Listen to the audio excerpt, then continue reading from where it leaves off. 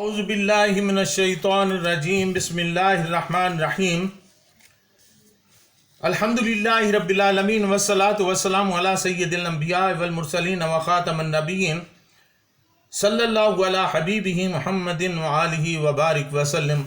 معزز ناظرین، السلام علیکم ورحمۃ اللہ وبرکاتہ۔ جاذب پبلیکیشنز میں خوش آمدید۔ میں محمد سعید جاذب آپ کی خدمت میں حاضر ہوں۔ تعلیم القرآن کا سلسلہ جاری ہے اور میں آپ کی خدمت میں سورہ بقرہ کی تفصیلات و تشریحات پیش کر رہا ہوں۔ آج کی نشست میں سورہ بقرہ کی آیت نمبر 58 اور 59 شامل ہیں۔ وَإِذْ قُلْنَا ادْخُلُوا هَٰذِهِ الْقَرْيَةَ فَكُلُوا مِنْهَا حَيْثُ شِئْتُمْ رَغَدًا وَادْخُلُوا الْبَابَ سُجَّدًا وَقُولُوا حِطَّةً نَغْفِرْ لَكُمْ خَطَايَاكُمْ وَسَنَزِيدُ الْمُحْسِنِينَ فَبَدَّلَ الَّذِينَ ظَلَمُوا قَوْلًا غَيْرَ الَّذِي قِيلَ لَهُمْ فَأَنزَلْنَا عَلَى الَّذِينَ ظَلَمُوا رِجْزًا مِّنَ السَّمَاءِ بِمَا كَانُوا يَفْسُقُونَ۔ اور پھر جب ہم نے کہا کہ اس بستی میں داخل ہو جاؤ، اس کی پیداوار جس طرح چاہو مزے سے کھاؤ، اور بستی کے دروازے میں سر جھکا کر داخل ہونا، اور حتتن ہمیں بخش دے کہتے جانا، ہم تمہاری خطاؤں کو بخش دیں گے اور ہم زیادہ دیتے ہیں نیکی کرنے والوں کو، مگر جو بات کہی گئی تھی ظالموں نے اس کو بدل ڈالا۔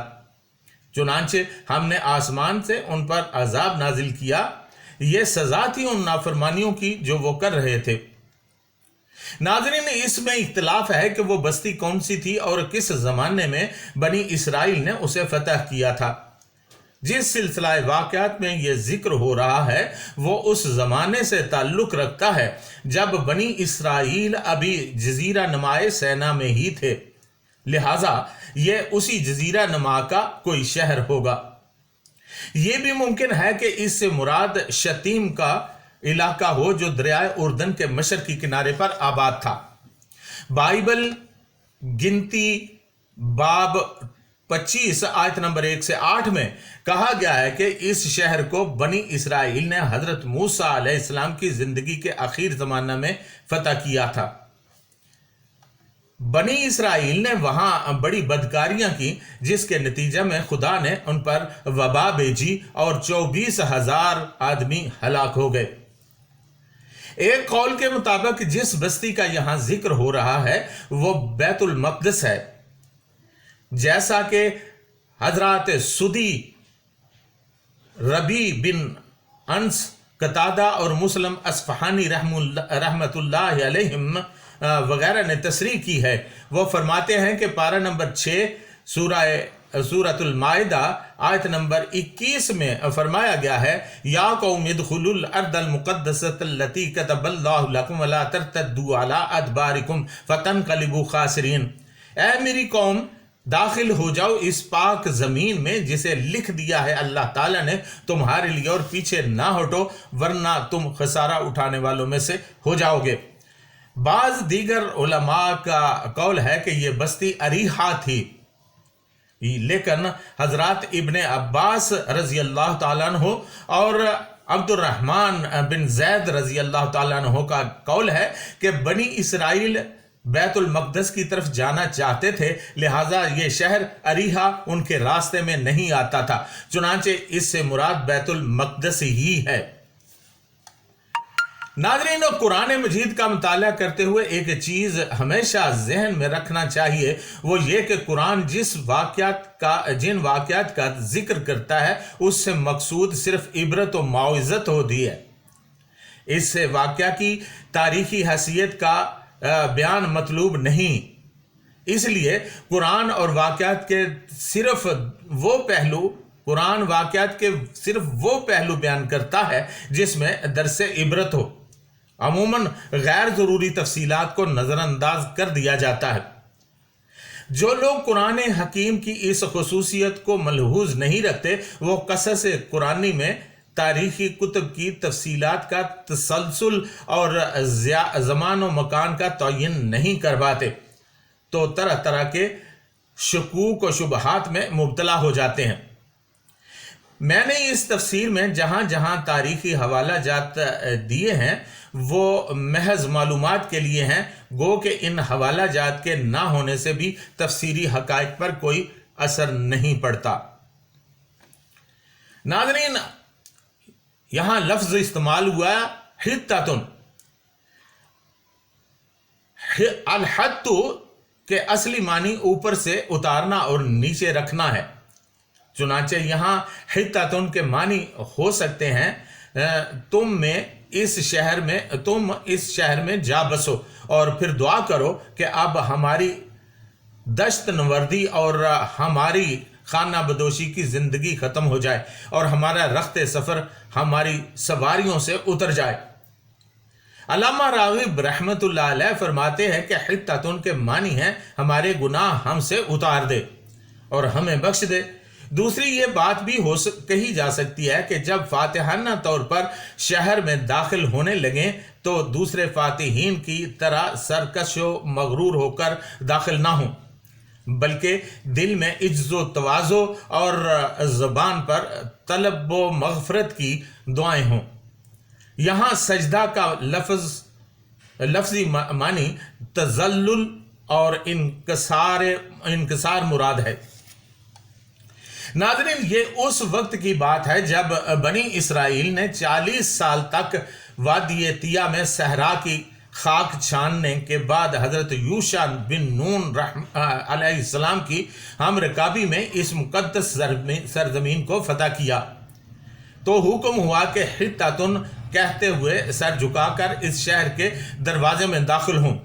حضرت ابن عباس رضی اللہ تعالیٰ عنہ فرماتے ہیں کہ یہاں سجدن کا معنی رکان ہے، یعنی جھک کر رکوع کے بل نہایت عاجزی کے ساتھ چھوٹے دروازے سے شہر میں داخل ہوں۔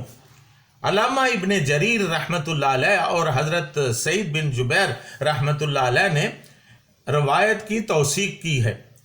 حضرت حسن بصری رحمت اللہ علیہ فرماتے ہیں کہ بنی اسرائیل نے اس کا الٹ کیا اور اپنی پشتوں کے بل داخل ہوئے اور حتتن کی بجائے ہنتتن ہمرا فی شعیرتن، جو میں سرخ گندم کے الفاظ دہراتے رہے۔